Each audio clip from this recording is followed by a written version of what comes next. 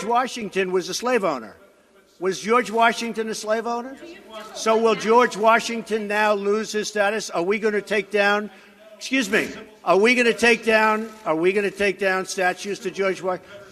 How about Thomas Jefferson? What do you think of Thomas Jefferson? You like him? Pretty ugly stuff there, and it's only gotten worse for the president after all his tweets, Rob. It has, Jackie, and he tweeted about this issue again yesterday. It kind of feels like we're still at the tip of the iceberg here, no matter where you stand on the issue. But I did look into this with our research team here at 10 News. Yes, George Washington and Thomas Jefferson both owned slaves. But does that mean we're going to take down the Washington Monument and the Jefferson Memorial in Washington, D.C.? I'm going to let you form your own opinion about that. But when we started Googling things and reading articles, the lines blurred even more. So I thought I'd share this with you. Arlington National Cemetery in Washington, D.C. is built around Robert E. Lee's private home, which still stands today. And just down the hill from that is John F. Kennedy's gravesite. Kennedy, of course, sponsoring the Civil Rights Act. And around the corner from that are the graves of almost 300 Confederate troops. If you walk not far from that, President Taft is buried there, and not far from that is the grave of Robert Todd Lincoln.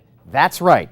The son of the man who freed the slaves is buried in a cemetery built around a home of a man who led the army to keep slavery in place. I know it's complicated to follow, but bear with me. When I got into it a little bit more, it turns out that not just 2, but 12 American presidents owned slaves. So add Washington and Jefferson to a list that includes James Madison, who owned 100+ slaves, and there's a college named after him. James Monroe had 75 slaves. Andrew Jackson had 200. Half of New Orleans is named for Andrew Jackson. Martin Van Buren owned 1 slave. William Harrison had 11 slaves. John Tyler had 70 slaves. James Polk had 25. Zachary Taylor had more than 150. Andrew Johnson had 8 slaves. And this is what I thought was really interesting. Ulysses S. Grant, he had 5 slaves, not while he was president, but that's the same Ulysses S. Grant who led the Union Army in the Civil War and ultimately won the war for Abraham Lincoln. So, Courtney, honestly, I could go on and on here, but you can see how complicated this issue is. It goes way beyond monuments